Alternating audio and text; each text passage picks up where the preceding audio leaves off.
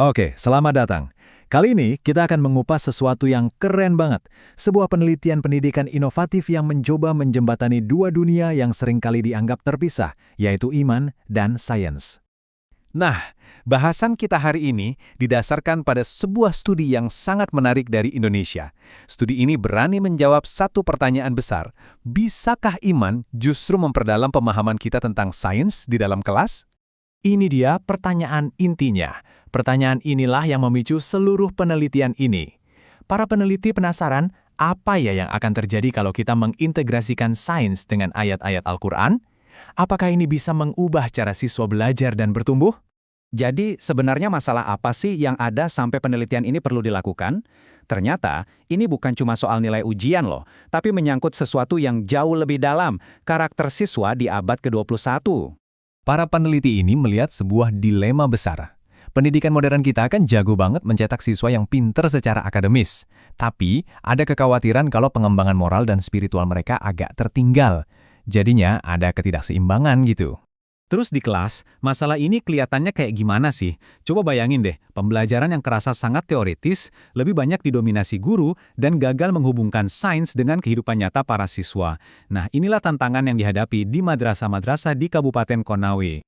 Dan yang paling penting, ini bukan cuma ide dari para peneliti aja loh. Ada permintaan yang sangat jelas dari para siswa dan guru untuk sebuah perubahan. Hampir semua siswa merasa butuh materi ajar yang baru dan 100% dari mereka mendukung ide ini. 100%! Nah, menanggapi masalah ini, para peneliti pun mengusulkan sebuah solusi, sebuah gagasan yang cukup berani untuk menyatukan dua bidang ilmu yang kelihatannya berbeda. Solusinya adalah konsep yang disebut pembelajaran integratif. Tujuannya simpel tapi radikal, meruntuhkan tembok antara pemahaman ilmiah dan nilai-nilai spiritual. Idenya adalah, sains dan iman itu nggak harus bertentangan, justru keduanya bisa saling memperkaya. Keren kan? Jadi, inilah keyakinan yang mendorong penelitian ini. Mereka percaya bahwa dengan menghubungkan keajaiban sains dengan ayat-ayat suci, hal ini bisa secara signifikan membentuk karakter dan pandangan spiritual siswa menjadi lebih baik. Tentu saja, ini bukan cuma sekedar teori di atas kertas. Para peneliti ini benar-benar merancang sebuah produk yang bisa diuji secara cermat menggunakan model penelitian yang sudah terbukti untuk memastikan kualitasnya. Mereka menggunakan model yang disebut ADDI, yang bisa dibilang merupakan standar emas dalam desain instruksional. Ini menunjukkan betapa terstruktur dan metodisnya proses yang mereka lakukan. Mari kita lihat prosesnya. Semuanya dimulai dengan analisis untuk memahami apa yang sebenarnya dibutuhkan siswa. Lalu, masuk ke tahap desain, di mana tujuan dan strategi dirumuskan. Setelah itu, tahap pengembangan, yaitu saat materi ajarnya diciptakan dan diuji. Selanjutnya, implementasi di ruang kelas. Dan terakhir, evaluasi untuk mengukur dampaknya. Rapi dan teliti banget ya prosesnya. Nah, sekarang kita sampai ke bagian yang paling seru. Setelah semua perencanaan dan desain yang matang, tibalah saatnya untuk melihat apakah materi ajar baru ini benar-benar berfungsi di dunia nyata. Ini dia pertanyaan utamanya. Setelah melalui semua proses yang panjang itu, apakah ide ini benar-benar berhasil? Mari kita lihat datanya.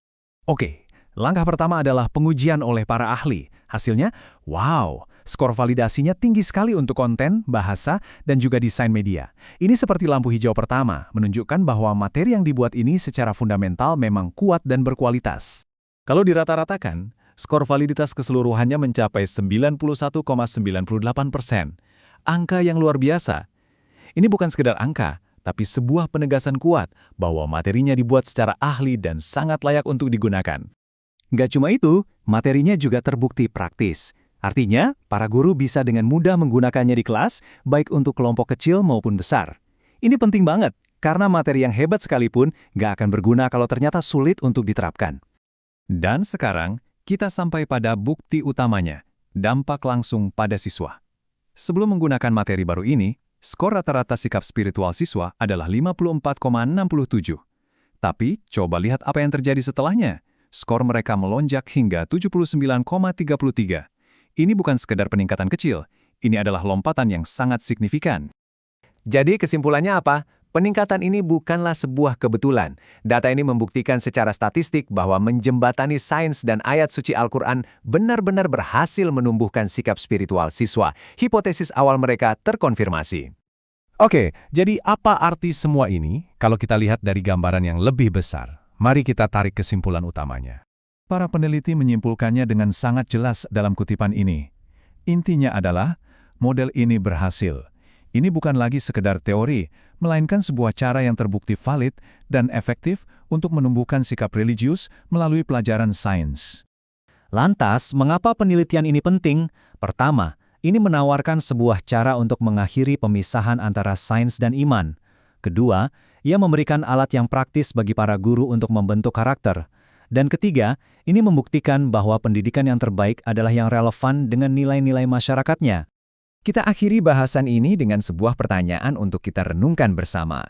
Studi ini memang menawarkan satu jawaban yang kuat, tapi sekaligus membuka diskusi yang lebih luas tentang tujuan sejati dari pendidikan, yaitu untuk mengembangkan manusia seutuhnya, pikiran, karakter, dan juga jiwa. Terima kasih telah menyimak.